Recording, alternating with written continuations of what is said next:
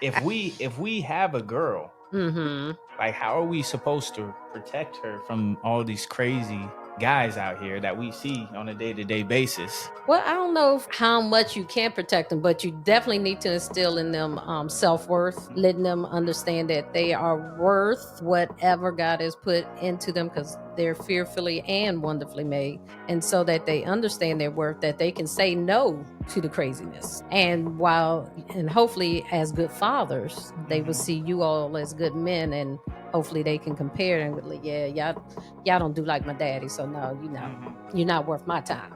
Might be somebody else's time, but not mine. Yeah, let's just hope. Let's hope and pray. Because there's a lot of I hear too many crazy stories. I'm just like, that was my daughter.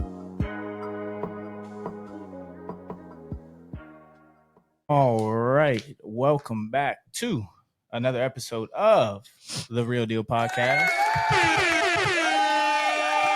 with myself and me. That's Mr. Cleon Deal. Mr. And Cleon Deal. We have a very special Mother's Day edition. Yeah. We're gonna let you guys guess. We have a mom here. We have a mom. We're gonna let you guess whose mom it is. Gonna give you a few seconds. You only have two guesses. That's all you got. You only have two guesses. So, all right, we got Mama Deal here. Yes. So, Mama Deal, say what's up. Welcome. What's up? So, we tell you guys about the origin of the podcast name. We started it with the Real Deal because Cleon's last name is Deal. That it is. He wouldn't be a deal if it wasn't for this woman marrying into the Deal family. You That's know true. what I'm saying? So For sure. A lot of stuff had to happen for us to be here today. Everything's a process, baby. Hey, yeah. So I think that's cool. I'm just going to pass it right over to first. Happy Mother's Day. Yeah. Thank you. Thank you for joining us. We love our women, and especially we love our mothers because absolutely all the crazy men on this earth, someone had to birth them. So we are grateful for women, and we are very grateful for our mothers. And it's funny, I just got baptized on Easter. My mom was up here, and I was like, yeah, Mom, why don't you just come do the show now? We're going to have Mama Deal on the show. She said, what do I have to say? What? I'm like, we're just going to interview you, kind of. We're just going to hang out and talk. I don't know. She's like, no, let me do it after so I could watch and see. And I'm like, she hasn't watched any of the other episodes. Apparently not. I was like, Mom, there's 30 some odd episodes. Just go. Right. I was like, started sending her some. I was like, just go watch an episode. That's really all you got to do. It's not really rocket science. We're just going to hang out, have conversations, and hopefully you can share some of your wisdom and some of your mistakes that you made along the way that someone might be able to learn from it. But I'll let Cleon start it off. Oh, yeah. Because there's not many situations where you get to interview your mother. So what is the first question you want to ask her? Because I got plenty. All right, number one, who's your favorite kid? No. So I went there before, and I think biblically you're not allowed to love another child more. I didn't say which one she loved the most. Oh, okay, which one's your favorite?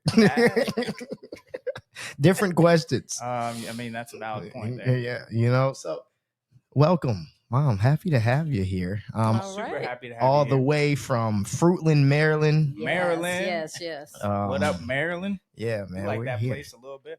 Yeah, we like Indiana a lot better though. Get out of here. That's ridiculous. Thank God for growth. Man. Yeah, we're here, man. Mother's Day episode, Mother's Day edition. So everything that we're gonna talk about today is gonna be mother related. I don't think so, but hopefully, I think so. Maybe. Well, it's going to be mother related because she's going to be talking. Exactly. That's what I meant. Like related to my mom because she's here. Yeah, does it make sense? All right, that makes sense. So, obviously, for those who don't, I'm 29 years old. My mother had me 29 years ago in December. How old were you when I was born? with me and my twin sister, I guess. Oh yeah, twin. 28. 28 years old. 28. Now, by the way, we were her third children, but fourth and fifth collectively. Yeah, because they were twins. Right. So 28, 5 kids all together at that point. Yeah, it's not too bad. I mean, think about how old you are right now. I know. And I want you to tell me. I've thought about it. Yeah, I'm just like, I mean, I know I can handle one right now. I think, but it's just like, I think my mom was like 23 with 3, something crazy. Yeah. I'm like, it's like, what? I'm 30, almost 32, and I'm like, maybe one, maybe one. So I want to ask, because obviously, you know, looking at our lives now, I couldn't imagine having any semblance of that many children at that point. But what was it like for you? Going from the 2, I guess, that you married into, and then having the other 3 all within, you know, in your early to mid 20s. What was it like? What was it like? Well, especially with this one. Right. In retrospect, you know, looking back, 2020 is always different. We probably could have waited a little longer, because there's things I always wanted my children to do. I want y'all to travel the world. I want y'all to, you know, do things before you have children, because once you have children and you're married, your money and your time is tied up. But yeah, having 5 children by 28 was hectic. You know, working, because we both work, my husband and myself, and then you have to come home and take care of children. So yeah, it takes a lot of juggling, but I'm an organized person. I believe in schedules. So my children live by schedules. Yeah. Let's talk about that actually a little bit. So Brandon, I don't know if you grew up with this, but we had a chore schedule that was written out on the refrigerator. Yeah, I think she tried to do that, but it just turned into like, hey, you do this. It's like, I already did that. So you got to do it again because I said so. That's kind of just what it turned out to. And it was usually we were the house. My buddies used to call it a daycare because we had 5 kids. So all the kids' friends came over to our house. So basically, whoever had the most friends made the most mess. So you had to clean the most. But if you were smart, you made your friends do it. Right. Absolutely. And you facilitated. Yeah. Yes. Right. Yeah. And you helped out a little bit. Yeah, we didn't really have friends over. You can't come over because I gotta clean. Oh, we'll help you. Oh yeah. Okay. Yeah. All right. Mom, they're gonna come do it. Okay, that's fine. So, you know, we had my labor and then all theirs, and then once it was clean, all right, we can go skate, whatever it was we were doing at the time. Right. So yeah, we had a list of drawn out chores that we had to do from day to day. And that came from, I'm assuming, you being a teacher and trying to. Absolutely, yes. Yeah, I think kids need chores, especially this day and age. There's a lot of soft individuals being raised and just getting everything handed to them. I definitely think you need discipline and you need to have chores as an adolescent for sure. Yeah. Yep, and it turned you all into productive members of society. Able to organize. I think he's a little too productive. It could be at times, and I would like to think because they had chores, they understood responsibility. Yeah, I think this man works a little too much. I could see that too, because it's your fault. I know, and my father before me. So yeah, we like to work. It's just work. I was like, hey, you have any vacations planned? No, I'm going to be working though. I take off Sunday. Said, that's my day. That's not a vacation, my man. I don't really want to go anywhere. If vacations are work though, you got to plan it. You got to travel. They do be a lot of work. They are work, but once you, I don't know. I'm kind of the same way because then I get there and I'm like, I could just. I don't even got to be here. I could just drive 45 minutes to Indian Rocks Beach where it's real quiet, get a hotel, and I'm getting the same exact thing as if I just went to like overseas to the Caribbean or something. Right. You just kind of go places to say you've been there. That's how I feel sometimes. True. Yeah, traveling is cool, but it is a lot of work as well. But whenever we do our retreat, we got to do it somewhere else, just so that forces this man to go. I agree. He Go to should Puerto take some Rico. time off, especially since he's not married or have children yet. Yeah. So When do you want? You become a grandma yet? I am. I have 4 grandchildren. Congratulations. Yeah, so we're not rushing me. So No, I want them to have them when they are ready. I agree with that. So I want to ask a question. How many girls did you have? I know obviously one because I was a twin. Right. You just raised one, or how many? I had one with the first 5, and then my youngest is a girl. She's 14. Okay. So what I guess recommendations would you give on somebody that has to raise a female during the time when you raised her? And then if you had to do it in today's day and age, what would you do differently? Because now we're in this social media day and age where everything's a lot more accessible. And I don't have a kid, but if I had a girl, I would have a lot of guns. I don't know. I just not sure how I would do that, because I don't want to be the restrictive controlling, because there's a lot. I work in a club. I've dated unsuccessfully plenty of women who have always had all these crazy stories of controlling guys, rape, and it could be just like rape from their people that they consider friends, right? You know, just because they went out and they got too drunk and then they woke up and that's what it was. So how would you go about, or I guess what are your tips for when you raise your kids? And then if you had to raise them in this day and age, what would you do differently?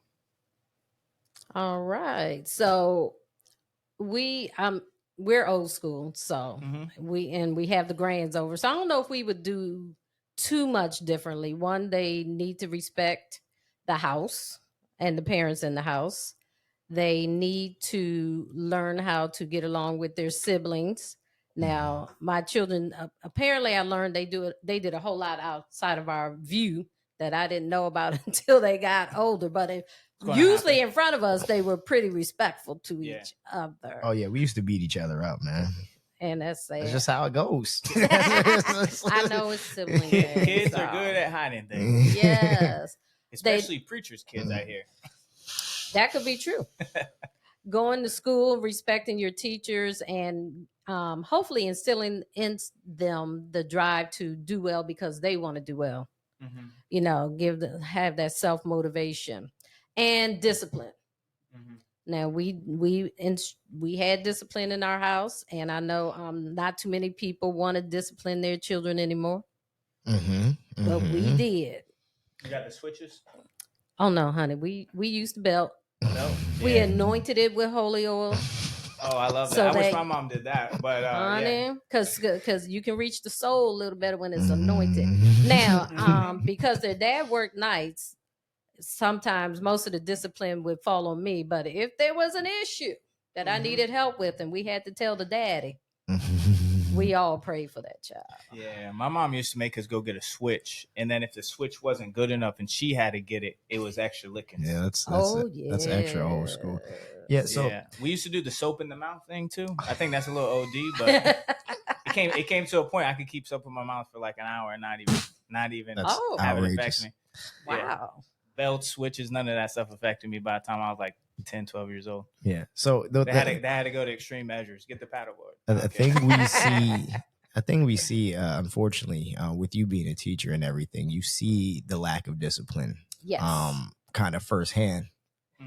Obviously you've told me a few horror stories, but I'd like you to tell a story or two here about kind of the effects of what happens when because we obviously see the effect of it at this age when people are undisciplined growing up, but even starting at the elementary age, because those kids turn into the ones that we see now. Well, it's the cycle of, everybody's going to get older, but not everybody grows up. Yeah. So then it's like you have people who have gotten older, but not necessarily had grown up, having children. And then they just expect, I don't know what they expect their children. Their children's not going to do anything that they don't have. You can't give them anything that you don't already have in yourself. Right. So yeah, I want to let's talk about a thing or two. Yeah, I know you've had over 30 how many years of teaching experience. Yes.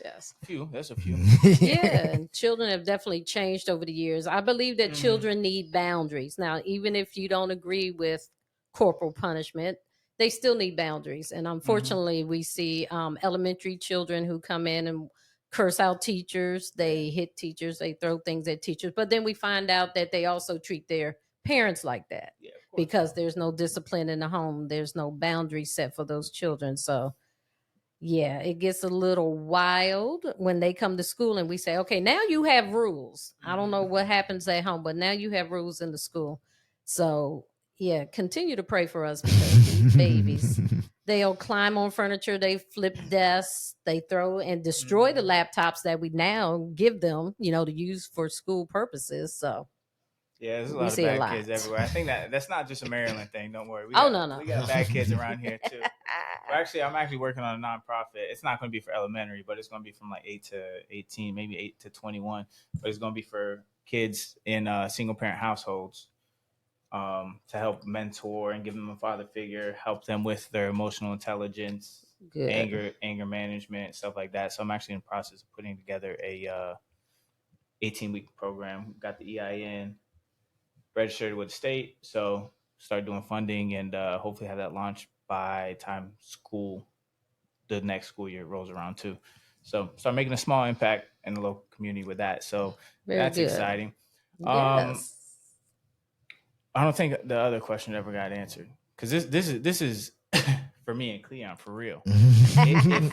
if we have a girl, like how are we supposed to protect her from all these crazy guys out here that we see on a day-to-day basis? Well, I don't know how much you can protect them, but you definitely need to instill in them self-worth, letting them understand that they are worth whatever God has put into them because they're fearfully and wonderfully made. And so that they understand their worth, that they can say no to the craziness. And hopefully as good fathers, they will see you all as good men, and hopefully they can compare and be like, yeah, y'all don't do like my daddy. So no, you're not worth my time. Might be somebody else's time, but not mine. Yeah, let's just hope. Let's hope and pray. Because there's a lot of I hear too many crazy stories. I'm just like, if that was my daughter, I'd probably end up back in jail. Yeah, I think it is a interesting thing because, like we talk about, obviously we see things that we either accept or reject. So some principles, obviously, we choose to adopt, and others we don't. And I think that obviously when it comes to raising our children, you either raise your kids like your parents raised you, or you don't, or you absolutely don't. We do know that parents treat their grandchildren way differently than they treat their children. Because baby everything. I've watched my niece and nephew do things I couldn't even dream of doing. I watched my nephew run across the couch one time. I would have been snatched off of that so fast. Yeah, you get all the privilege once you become a grandbaby. That is funny. Now, your dad's not very fond of that, but it's usually me and Ebony home with the babies. But to your point, I want to bring up, because I know CJ be talking about me on the podcast. But it's funny as far as them dating, there were restrictions, and the 14-year-old is going through that now as well. What do you hold on? Because you said restrictions. Restriction makes it seem like we could do things. So what do you? Oh yeah. No. You no. Like you said, Cleon lost a girlfriend because his restrictions. Right, because he wasn't allowed to go out, and she technically is not either. Because our thing, especially now, we need to know the families. I agree with that. We need to know who's in the house. Because it comes to you can be an adult but not grown up. So that's where I agree with that. You got to know, because everybody's just a whole bunch of grown children. Yes. That just getting old, and they do the same patterns. They make a little bit of money. They never want to change. So everything's all the same as it's always ever been. And there's no growth or anything like that. So yeah, I wouldn't want my kids around that kind of stuff, because they're going to Yeah. Their brain is going to be a sponge to what they say because they're an adult. They're, you got to respect your elders. So that's what they're going to think that they have to do. Definitely, yes. And then they could say something outlandish that stays with them forever and be like, nah. Yeah, growing up, you understand it more on why, because being this age and meeting people who are parents that are my age, and I'm like, if I had kids at this age, I would never let them anywhere around you and your kids.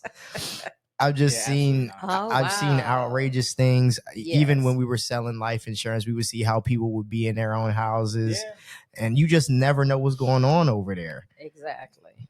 People, so there are a lot of good people in this world, but from both the professions that we have done, you also see that there are a lot of losers. There's a lot of people that don't focus on growth. It's just they're getting older, but they're not growing up. Right. So it's like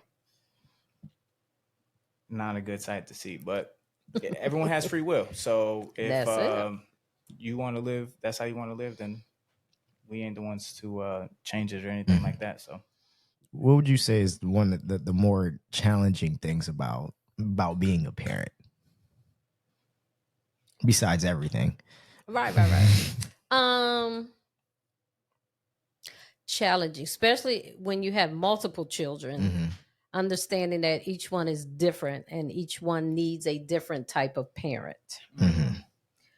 And so with the first 5, I think we parented you all a little differently than we do Ebony, who's technically being raised as an only child, although she's the youngest of 6. Yeah. So she gets a different type of parent. So that's challenging. And then, making sure you meet all the needs, especially when all of them want to be involved in some type of sport, which also adds more to your schedule as you have to run to each practice, attend every game. Right. And still make sure you get to church. I've been in church every Sunday since February, or since my pastor came back. Well, all right. Go to work, go to sleep 4 a.m., wake up 8 a.m., get a good word in. You know what I'm saying? Yeah, it can work, CJ. Yeah. I'm sorry, I call him CJ, not Cleon. I kind of got the gist. Now the secret's out. Everybody call him CJ. So that running around, because obviously both me, older brother, we were in sports, and then also Selena, I know she did cheerleading, she did dance at some point as well. Yeah, and so trying to run around and do all those things with us, and then obviously with the church schedule that I thought was hectic just by myself already.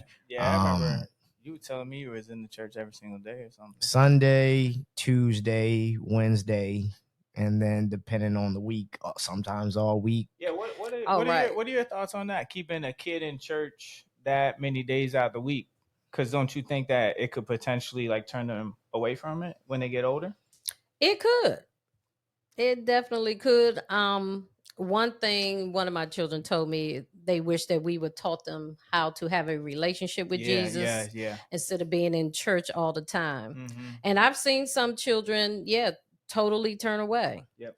We're hoping that that seed is planted, somebody else will come and water it, and then they will grow back into that. But the Bible says train them up, and they'll come back. Yeah, I think the relationship part is really, really important.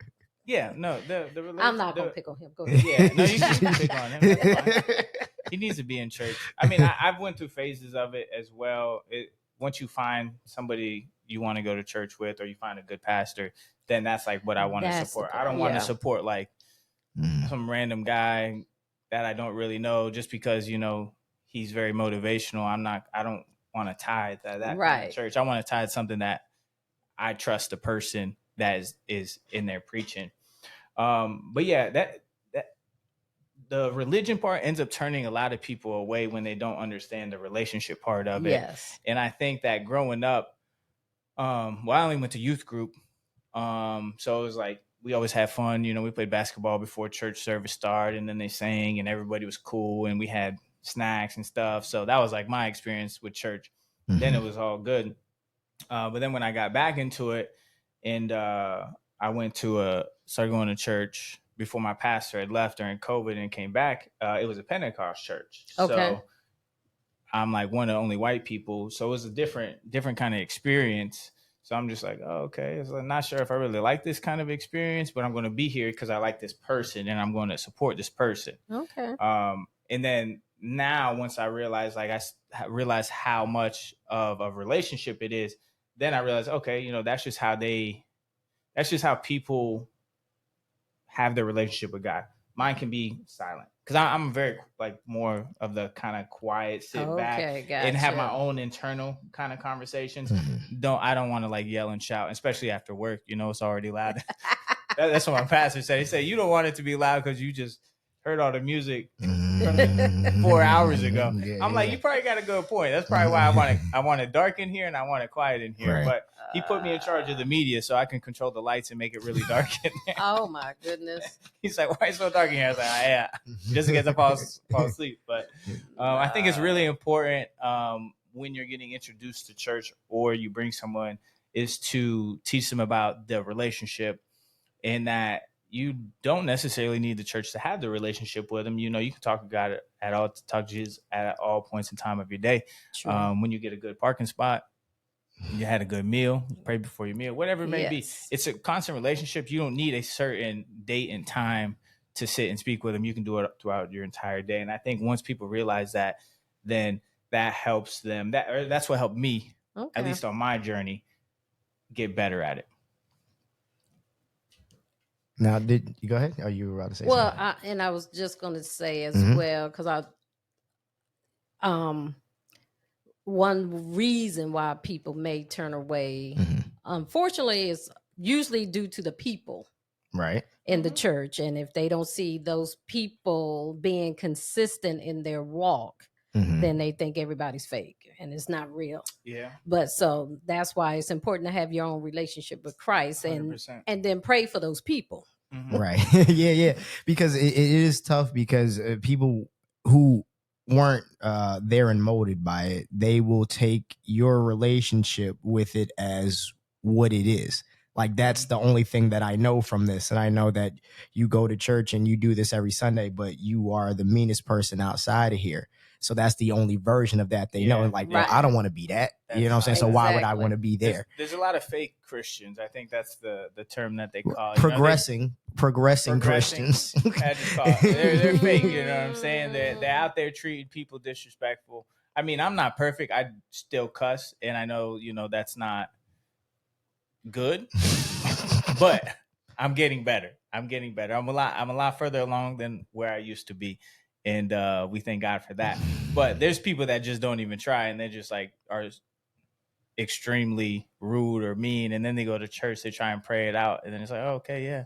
But that's not how you live, and you live like that on Sunday, but you were just blackout drunk on Saturday, and you just made it to church because it was Easter service, and your family told you to go, but I ain't gonna say nothing. I ain't gonna say nothing. You just said it. I did. I did. Well, since you're an avid reader, Brandon, you might want to check out Not a Fan. Not a Fan. Which focuses on people who are fans of Jesus, but not followers.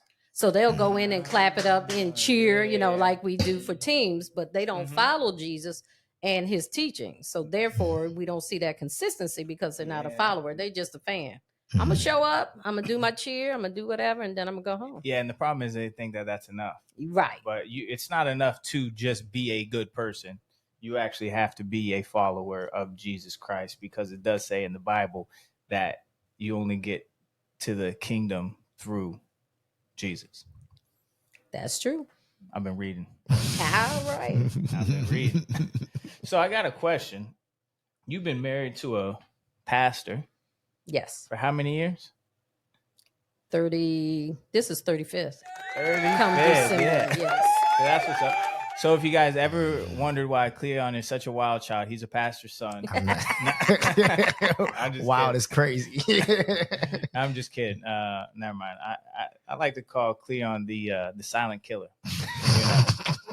Take that information however you want. Don't take it anywhere. Actually, leave it right there. And I assume you've only been married one time. Correct. What makes a marriage successful? Obviously, he's a pastor, but how do you guys keep God in the center of that relationship, even through, obviously, you guys have probably had hundreds of storms that you went through together, fights, maybe even thought about divorce a couple of times. We're all human, so it's a very normal thing to do. How'd you keep God in the middle of all those storms as they were happening? Could you give us a couple stories? It's funny you say I'm married to a pastor. I'm married to a man who that operates as a pastor. That is true. All right. So first, remembering that he is a man, we definitely had to be intentional, especially once we got past year 20. Had to be intentional about keeping God in the center of our relationship, praying together, studying together, because when a man is in charge of a church, he likes to spend a lot of time at that church and making sure that it's up and running. So sometimes we feel that is the mistress in our relationship. So, those things, and communication. And I know everybody says, I know y'all been talking about it. Communication is the key. You have to talk these things out. Yes, we've had some storms that we've gone through, but we have trusted Jesus each step of the way. And every time you go through one, you're supposed to come out stronger, which we do. And so we can look back and say, okay, he brought us through that one. Now we can get through this one. And there have been times when I listened to a lot of podcasts where we felt like we didn't like each other. We loved each other. Right. But we didn't like each other. And so those are the times that you definitely have to communicate. Okay, so what can we do? What do we need to change? And so I definitely believe communication is the key. And if there's a need, therapy is also an option. Yeah, 100%. Counseling. And we've done that too as well. At what year did you guys do couples therapy? Well, we really haven't done couples therapy. But you did we do individual therapy. We're still, I would like to do it. You know how men are. We don't need it. Right. But I don't need it. I'm good. What we about to talk about? Right. Yeah, we've already talked about it. I already handled it. We're good. But if I can find a good therapist that's not involved in our church circle. That's the hard part. Yeah, especially with his position. Yeah. It would be definitely harder to do. I have a pastor. You guys can always talk to him. He's a little bit younger though. I was trying to get you to come to church, but I guess your flight might be leaving. Yeah, I'm leaving a little early. Leaving a little too early. Cleon was supposed to set it up. I'm just kidding. So what does praying together look like? Like praying together out loud, or you kind of just pray together your own prayer next to it? Gotcha. There are times, and because we're trying to teach Ebony to have a relationship with God as well, there's time we do family prayer together in the living room. And then there's times my husband and I pray together before we go to sleep. And for instance, since I was coming on this trip, Friday morning, we prayed together. So we do pray together out loud because we want to hear what each other is praying about. Now, when we're praying, well, for me, there's prayers that I might pray that I'll send to him in written form, and so he can see what I'm praying about for him. So different ways. I like that. For anybody that is starting a new relationship, what recommendation would you give them on how to keep God first in that relationship? Well, first, they both need to acknowledge that they both know God. And if that is the case, then they need to, I would like to see them, find a house of worship that they can go to together. And then they can work in the ministry together. And then again, communicate and then pray together. Although one of my older sons said, gave us a little bit of advice. Right. He was like, maybe not do that until you're both ready for that. Ready for that. Mm-hmm. But you definitely want to have discussions about God, read the scriptures together, talk about scripture and your interpretation of that. Mm-hmm. So you definitely have to be involved in all aspects. Yeah, I agree with that. That's one thing I didn't do before. So that's yeah.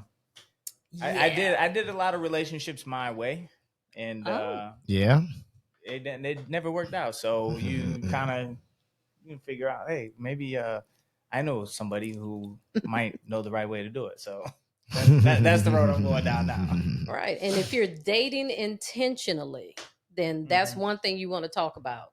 What is your relationship with God? How's it going to look in our relationship? Because if it's not, what's that word? Equally yoked, then you might not want to go down that road. Because they could say they're a Christian, but then they end up leading you to sin. Right. And then that's the worst kind of relationship to be in at that point, if they're just leading you into doing the bad stuff you already used to do, in my case. So. All right, what other questions you got? CJ, yeah. Anyway, so obviously through life we have seasons. In marriage you have seasons. Now there's a lot of talk about most marriages that fail between years 1 and 5, I believe is what it is. People don't typically make it past 5 years. In your experience, what bracket did you feel like was the most challenging for you? Or was it 1 through 5? Was it 5 to 10? Was it 10 to 15? So on and so forth. Where do you feel like was kind of your most challenging bracket of your bundle of years there?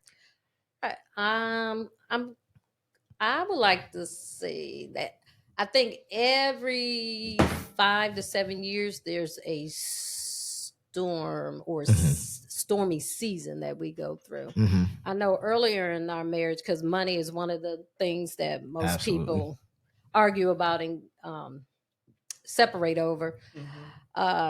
One thing, we did not communicate about money. So we both spending money. That's when you wrote checks before, they had all this digital stuff.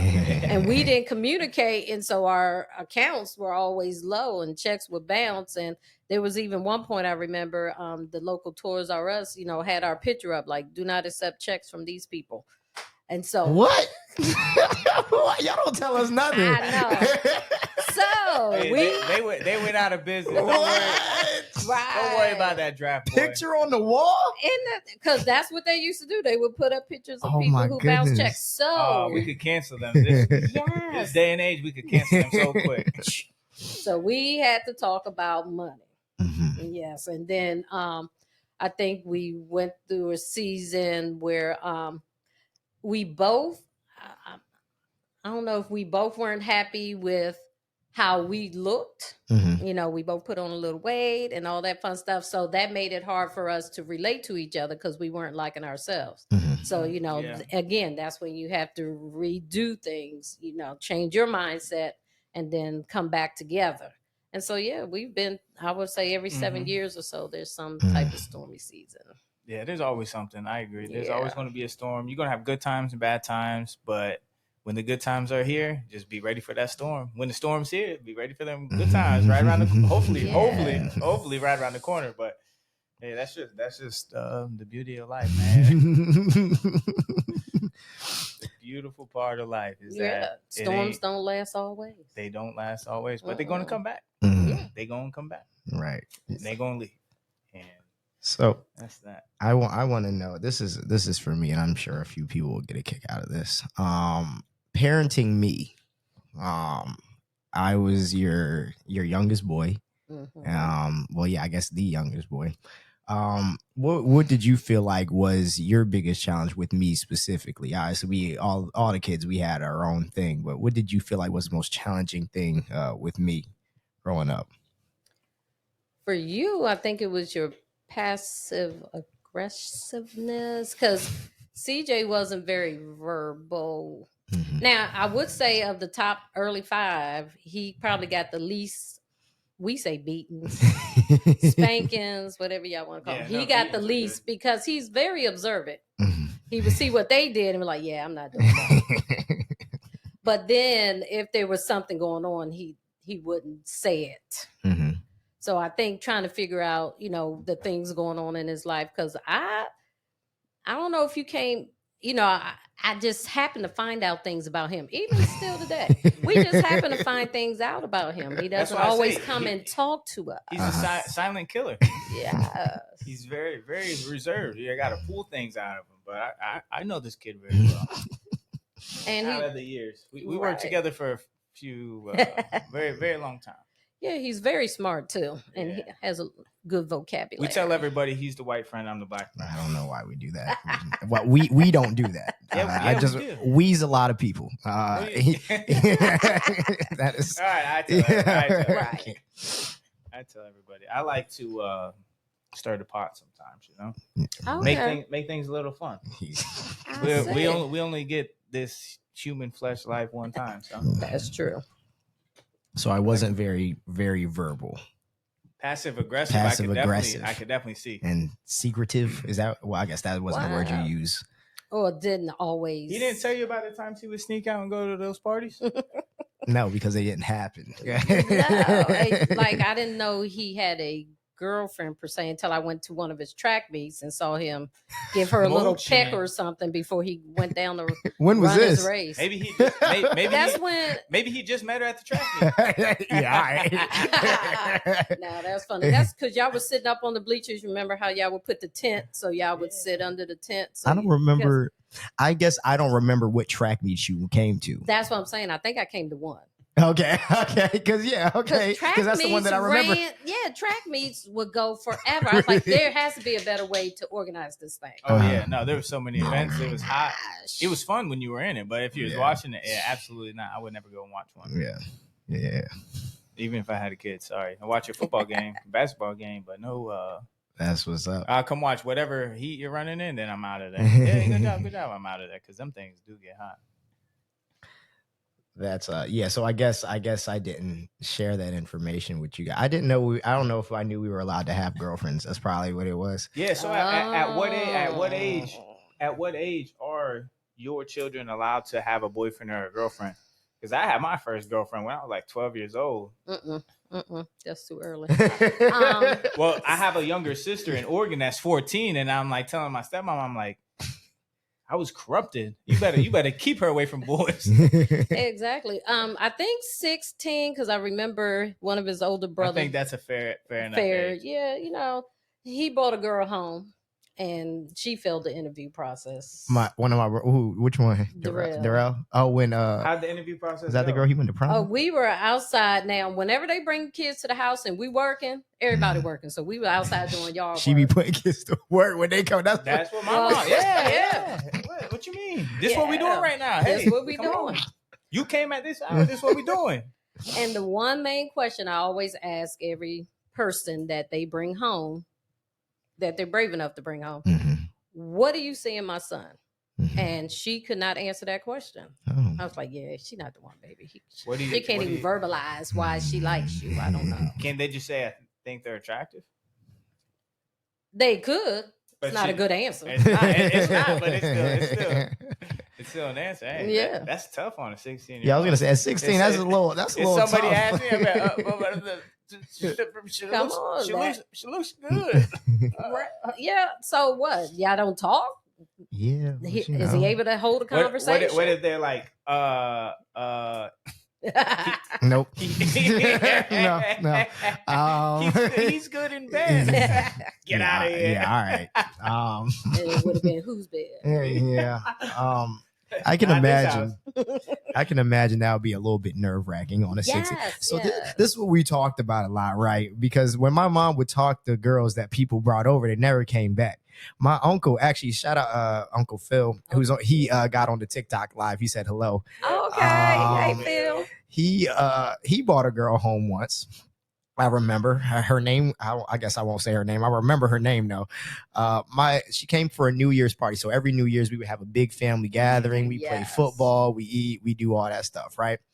My mother pulls this young lady into their room and talks to her.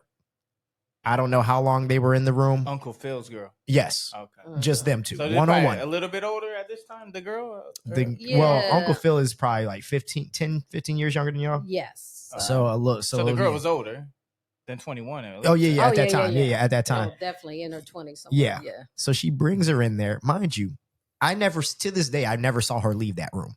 But what I do know is that I never saw her again after that. After that conversation. I still don't know what happened during that talk. I don't know what happened. She immediately left? I don't know. What happened in the room? You know, we just ask the regular questions because one thing women who want to join the deal family need to know, they need to be able to handle a deal man. Because they're most of them are very confident. They're liked by a lot of people and they're charismatic. So if you can't handle that, all that attention that they bring, then you know you might not be the right one. And then we got some strong women in our family as well. Yeah. Was she, a little abrasive. Did he bring home a Latina? No. No. I've been the only one brave enough to do so. How'd that conversation go? Oh, we love Migdalia. Oh, she fit right in. Everybody, I mean, because even his older brother came home. You put her through the ringer with the question test? Oh, yeah. And it's funny because my nephew warned her before, because we went to the my side of the family first before he brought her home to my husband's side. And he said, yeah, be careful because it's going to start like, come on. Hey, right. So everybody warned her and she was prepared. She was ready. Yeah, so it's wonderful. You know, we never did talk about that because it's funny because I told her, I was like, yeah, they'll have a meeting about you and get back to me about how they feel. We never really talked about this is the first time I'm hearing your feedback. So I'm glad you enjoyed the visit. But it's funny, he and his twin, they be twinning. So they both met their significant others about 4-ish years ago. And they both brought them home, wonderful people. Yeah, we love them. They're both able to hold conversations. They're not afraid. They talk. Because unfortunately, one person that one of the older brothers brought home, the whole time I'm talking to her, she on her phone. Oh, yeah, no. I seen, I was like, yeah. No. Them millennials. Or on the phone is Gen crazy. Z, whatever it is. It's social media causes a lot of people to really not have great social skills. That's the thing. Yeah. So it does come off as rude, but sometimes it's just people's way of dealing with like how uncomfortable they are as well. Yeah. Well, let's say that and say it. And but they're not going to because they're so uncomfortable or that. I'm not making excuses for them. I'm just saying you got to be understanding to empathize with people and how they grew up as well. But yeah, it does come off as rude, and I mean, I wouldn't accept it either. I would just take it. Get off. Right. And bringing that up, so one thing Ebony did differently than them, she got a cell phone earlier. Yeah. Now, one thing I could have changed, I would have changed that because my older children are able to hold conversations and don't mind being in the room. But sometimes Ebony gets a little shy, and then she'll go to that phone. That's like what it is, especially for the kids that kind of grew up on it. I don't think I got a real phone till like I think after high school. They had like the flip phones and all that kind of stuff. Yeah. I didn't even. People were getting phones, and I'm just like, I don't even have one. I don't even know what that thing does. I can't text. There's like T9 where you could text faster. Or something. Yeah, I actually only got a cell phone because I needed to be able to call her when we were coming back from football games. Right. So I had the track phone. Didn't care. She's like, hopefully you make it home. Hopefully you make it home. I'll be able to be with my best friend and be like, yeah, Max will get you. You'll be all right. You'll find your way back. So I was like. So I think I might have to pull a Brandon. You need to use the restroom. Oh my God. Yeah, you're good. I've been drinking water all day. Okay. All right. Whatever you need to do, Mama. Okay. It's only a $20 fee each time you gotta go. Get out of here. Only a $20 fee. I'm sure we got you anyways. Yeah, but how you feel about us interviewing Mama on Mama's Day, man? I think that's pretty good. Yeah, having a lot of fun. Pretty good little episode right there. Yeah, a lot of Mama insight. Yeah. Treat your kids with make sure you instill discipline. Discipline your into kids them. at home so they not crazy at school. Because what are we doing, man? Yeah, so they're not crazy at school, because there's a lot of that. I've definitely seen that at Shihai Elementary School. God bless those teachers and those kids. Yeah, I used to sit inside of her classrooms as a kid because I would be like helping her doing and getting community service hours. Yeah, I've seen kids get mad and start throwing and kicking over chairs and stuff like that. And I'll be looking around like, I couldn't even imagine. Because when we grew up, obviously, everybody was in the school system.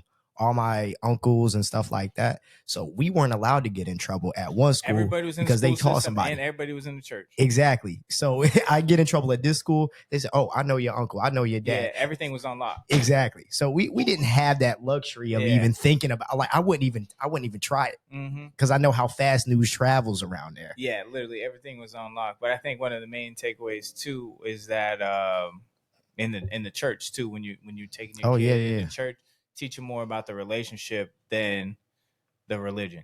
Yeah, the religion is important. It's important to understand the book, read the scriptures, but also know that there's a relationship to it. It's not just like, hey, here's the rules, you have to follow them for the rest of your life, otherwise you're going to go burn in hell. No. You can have a relationship. It's a lot different, right? And I think the biggest thing that I had to realize too, especially growing up in this kind of, I don't know, popcorn generation where everything's just so accessible and sin is so easy and you can get almost whatever you want whenever you want. The biggest thing that I had to learn was that, I can't just wait till my deathbed and then be like, oh, hey, I take you to be my Lord and Savior, Jesus. I'm so sorry. Please forgive me for my sins. Although he will do that, right. That's not that you're going to be wasting too much time. You don't want to wait to the end of your life to make that decision. And that was kind of some of the thoughts that I had when I knew I was not living the right way and sinning. So don't do that. Just build the relationship and then let him change you. That's all you got to do. That's build the relationship and he'll change you himself. Yeah. So what else do we got before we wrap up here? Mama Deal, is there anything else that you want to share with everybody today? Not necessarily, but I'm glad you said that. And I heard something the other day that made me consider what we as Christians do. So they said, for instance, church, we work more on behavior modification because we have so many rules. Right. Instead of transformations where they learn that Jesus loves them no matter what, right. No matter how the people treat you. Jesus loves you no matter what, and you can feel safe with him and you can feel his love at all times, and you can always pray to him. You can whisper it, while you're driving, while you're at work, many times standing in front of the classroom, in front of my children. Jesus, help me. Or I might do this and the kids are like, because they need to know that you can have a relationship with Jesus no matter what. No matter how bad you feel you are, God can see past all of that. Yeah, and let him work through you. That's the biggest thing that over the years with me in my journey getting closer to God is just build that relationship and let him do the rest. That's all you got to do. Now all the urges to do sinful things, they just kind of go away. And it's like, oh, never thought that I would not ever drink again or have sex less or no sex, right. It's like little things like that. You're like, ain't no way I'm going to give that up. It's like, okay, I didn't. All I did was just start building a relationship with God and it went away. Right. You can, because he'll fill in those spaces for you. Yeah, 100%. Yeah. It was something that I never thought would be me. Look where I work. But if I work in a club and I can do it, anybody can do it. Just start focusing on building that relationship with God. And I think that's the most important, especially when raising kids too, is teaching them the relationship side of it, not just the religion side of it. And any other final thoughts you got? Yeah, the manner in which we live on our day-to-day is kind of the best example of wherever you are with your walk. I think one of the good things that was instilled in us is how we treat people, right? Coming from grandfather, kind of starting with him, who just did things for people with no Yes. expectation of anything in return. Mhm. He would just ride around the city. Hey, I saw your grass needed to be cut, so I came by with my lawnmower. Didn't ask nobody if they wanted them to do it. Just went and did it. Hey, I cut your grass. Have a good day. Go by delivering bread to people who he just felt like needed it. So starting there and just kind of trickling down to obviously his children. And then, we saw that example. And so I think that it's mainly like with me, and people see how I talk and I treat people like, oh, you're always so nice and you're always so kind. I'm like, it's kind of the only thing that I know. But when you live that way and then you tell people obviously what you believe in, you know what I'm saying? It's kind of the best example for somebody to follow when it comes to a path like that. The manner in which you live and carry yourself every day and consistently. You carry yourself with a smile on your face and a respectful demeanor, regardless of who you're talking to. People see that. They don't know what it is about you, but there's a light somewhere around you. People are drawn to you. Like you said, like deal man, people are drawn to you. This is what it is. What is that? Seeds get planted by somebody else and then watered by another person. Exactly. Absolutely. You can be the person watering the seed. So treat people with love and respect as always, and we appreciate you joining us, Mama Deal, on this special Mother's Day edition. That is tomorrow. We appreciate all the women. Oh yeah, I got chimes in here, man. We appreciate all the women and mothers that do listen to the podcast. We appreciate you guys, and we're praying for you every single day. And once again, thank you guys for tuning in. We'll see you next week.